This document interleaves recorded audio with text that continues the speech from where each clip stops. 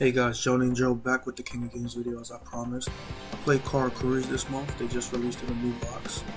I wasn't sure what to King of Games with, but as you noticed from the channel, I play a lot of Synchro decks, so I had a lot of fun with this one. This one caught me off guard. It's actually pretty amazing with a whole bunch of swarm advantage and draw power, so you're gonna see some of that here. It's not the best King of Games run because I do get lucky with a couple of disconnects and surrenders because this deck can OTK, but I'll show what I can. I'm thinking about just showing some highlight videos in addition to the King of Games videos to showcase the deck more. But for the first duel facing Karakuri, and I despise this deck. I haven't hated the deck this much since like Sylvans were out, because this deck just opens crazy, but he ends up surrendering. I'm not sure if it's because he bricked or he saw that I had a follow-up play, but we lucked by with that. As you notice, I already had a win beforehand. I made the mistake of playing on my cell phone before I got home, so the first win King of Games was on my phone and I didn't save the replay, so I kind of messed up on that. It was a Buster Blader deck. But I have the next four, so it wasn't an interesting duel that you're missing too much. It was pretty bad. I don't know how I won, but alright, so here we have the combo play that is the main play you want to go to for the deck. With level augmentation, you can increase your tuner's level to 5 and then summon a level 2 and get your boss monster beret. Then he'll summon a monster from the deck. I usually do that to get the draw power, but I would only do that on my first turn, because if your opponent has a monster, then you're forced to attack. It depends on what your opponent has. So first turn, I want to go for the draw power. And spellbooks were plaguing me for like the whole beginning of the month because this deck loses horribly to them. And as you can see, I misplayed terribly because I didn't set offerings. If you were to set offerings, you could pop the Blue Boy and you don't gotta worry about Silent Magician, Master, Fate, and they have a clear open board as long as they don't have Treacherous. So I do recover from this, but I should have set offerings 100% of the way, and that would have made my life a whole bunch easier. But I'm just gonna switch him to defense when I get to draw 2. At this point, he's just gonna flip with Treacherous. I think it was a pretty good move, but it works out for me because I do get to get another tuner play or synchro play. So I'm gonna offering, so Fate is dead now. He can't use it without a spellcaster on the field.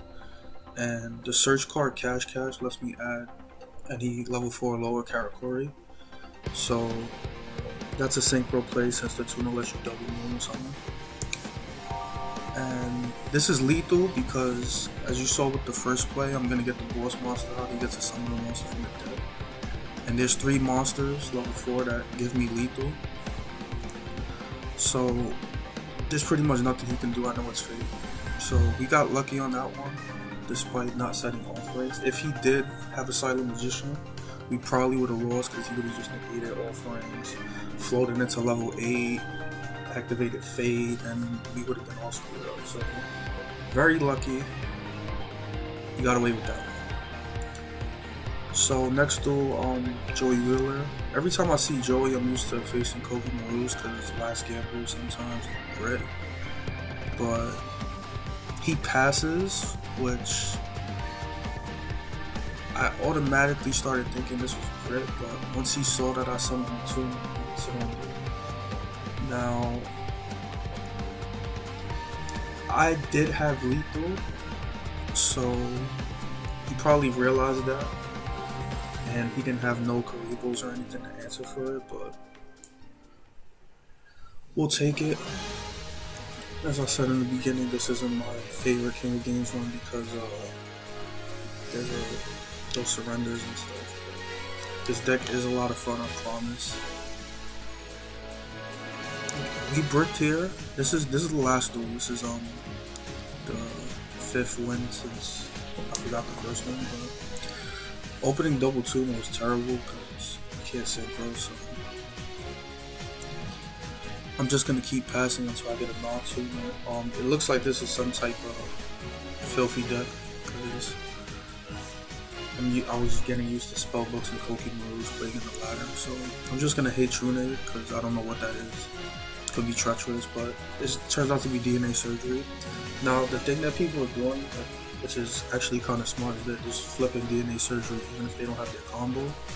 What that does against our deck is we can't synchro into our boss monster Beret. He requires machine type materials to go into, so if they flip up Warrior or Dragon, Cypher Soldier or Master Blader decks, you can't really synchro into our combos. But because of that, I do have a few generic synchros in the extra deck. I have Stardust, Ancient Fairy Dragon, and Armades. Stardust I really didn't have a chance to go into, so I won't be putting him back in, but right here I think I'm gonna go for Ancient Fairy Dragon, who's also level 7, so your level augmentation play can still go off. Ancient Fairy Dragon is not the best level 7, I would say. Well, right now it's a pretty good one, but I figured I just need something to attack the life points with, so screw it. Warrior Elimination. Destroys all warriors. He called warrior. Really can't do nothing about that, but it pretty much proves that he's playing like Cypher Soldier type of thing with shield, spike shield chain. So we have another synchro play. We already used our skills, so I'm just gonna go into the level 5 Armades, which is pretty amazing to have access to in this deck. Thanks to that, if that was a Cypher Soldier or something, he has Spike Shield face down, he can't activate it because he can't activate anything when Armades attacks. And like I said, Cypher Soldier. So I'm thinking it probably is Spike Shield, but he plays another Warrior Elimination, and I started to get tilted at this point. I'm like, why does he keep having this spell card? So we don't have another synchro play next turn because this other tuner I have in my hand doesn't let you do double norm or something, but I'm just gonna take the 1500.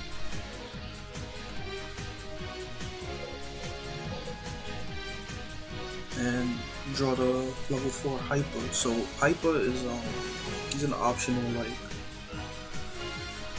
tech choice. Most of the time people run Isamu, the one that floats, but Hyper is pretty good because he has 2100 attack as a level 4. He has to switch into defense after he attacks, which isn't the best thing with his low defense, and you saw the third warrior elimination, so that's why I got so tilted. But Hyper helps trigger the Anatomy spell, which lets you draw cards when you switch to the battle position, so that's the benefit of that. I know Wind Up Juggler is going to destroy Isamu, so I'm just going to get rid of this, so I don't have to deal with it later. And as you can see, this duel is like progressing really slow. He can't get anything, I can't get anything. And at this point I start to get concerned because I'm running out of monsters. This deck revolves around synchro plays, and it's a bit of a lower monster count. So eventually I know like it's gonna be a moment where I can't do anything. The main deck monsters don't have much attack outside of like Hyper, so if I run out of monsters I can't win. He's obviously gonna deck me out, and I don't have enough defense in this deck, so I just sat here, and once again the weirdest thing happens where they just go AFK and I start trying to wake them up.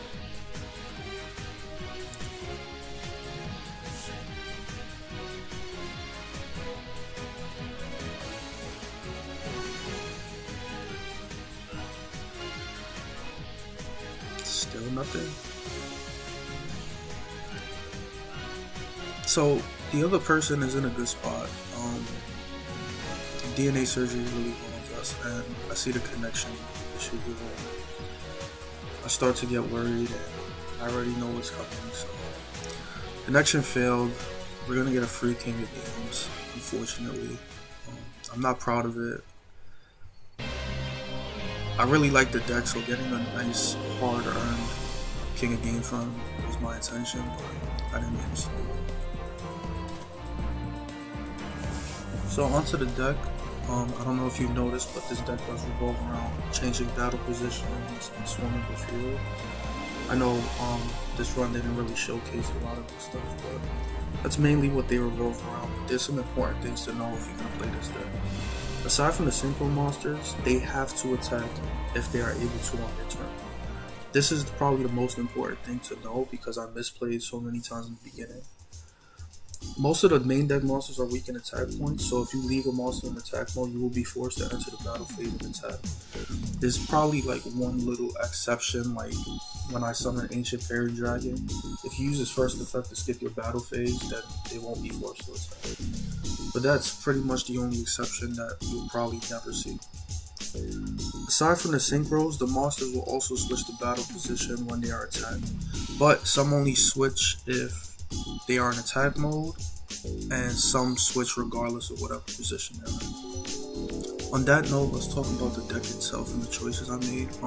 Hyper, I run the one copy because 2100 attack is amazing, and his cost of switching to defense mode after he attacks is a benefit to draw cards if you have your spell up. He switches to defense if he's in attack position. The level 3 tuner, which is the core of the deck, the super rare, Komachi, she switches position when she's attacked regardless of whatever position she's in. So if you leave her in defense and they attack her, she's going to switch to attack and zero attack. It's terrible. But she allows 2 normal summons, so that's the core of the deck right there to get your single plays.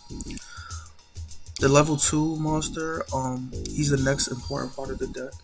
He searches any Karakuri card out the deck, so you can search the spells, the other monsters, and he combos with level augmentation. So when he's in your hand, you reveal him to turn your level 3 tuner into a level 5. So the next important part.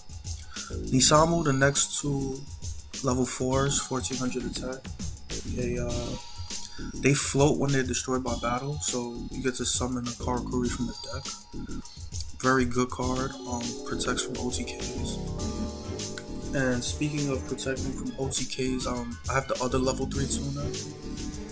It's not really a staple since you have the double normal summon, but when the other tuner is summoned to the field, you get to change the monster's battle position regardless. So you can summon himself, change his own battle position to get some more draw cards for Anatomy, or you could change your opponent's monster's battle position. So if Nisamu floats into him, you could save yourself from an OTK possibly if they have like 3 monsters on the field. Very important. Onto the spells, Karakuri Cash, the first super rare. It searches for any monster. Search cards are amazing, but it changes the battle position. It's a cost, so it combos with Anatomy. I only run 1 because it kind of was breaking for me at more copies because you need the monster. So 1 is fine, 2 is cool, but it depends on what you want, consistency or more texture space, stuff like that. So I'm running 2 offerings to the Doom. I had 3, but I had a duel where I opened all 3 and they were immune to destruction. Because of that, I cut it down to 2, so it's a pretty comfortable spot right there. Offerings is amazing in this deck because Anatomy lets you draw cards. So offering skip draw phase effect doesn't really hurt you as bad as other decks. Double Hate True Nade, as I said, is an OTK deck, and we hate back row. Getting Canadian disrupts too much, so let's just get rid of all the back row. This is flexible with pulse lines, so depending on what kind of approach you want to take with the deck, it's between those 2 semi-limited options. I chose this one. The continuous spell, Karakuri Anatomy, is my favorite spell in the deck. So every time your monster's battle position changes, it gets a counter, up to 2 counters, and then you get to draw cards depending on how many counters. This gets pretty nuts because like you can draw maybe 2 to 4 cards depending on how many you have. So I'm only running 2 for now because like I said, it breaks. You want to draw your monsters, but it's an amazing card. Last but not least, we have the 3 staple Canadians. Card I hate, but the card I love. It's getting more mandatory now with this Pokemon Rule TK. And the extra deck, I have 3 of the berets, but I ran Stardust just in case, but I'm gonna take them out. And I'll probably put a double Armades. The boss Synchro monster, as you saw, summons a Karakuri from the deck, but he can also change battle positions at monsters on the field. 2600 attack is pretty solid. I don't have much complaints, except his defense. But the one Ancient Fairy Dragon, she's pretty good. After I take Stardust out, she'll stay there instead of the 3rd beret, but she's pretty good since she's generic, and if you run into that DNA surgery situation, you can still summon her with a 3000 defense. But that's the deck. Sorry it wasn't a better King of Games run, but I intend to post every King of Games run, no matter how good or bad it is, so take from it what you can, and I hope the next month will be better. I'll probably do the highlight video with some better tools so that you can see more wacky stuff, but that's it for today. Leave any feedback in the comments below. I'll catch you guys next time.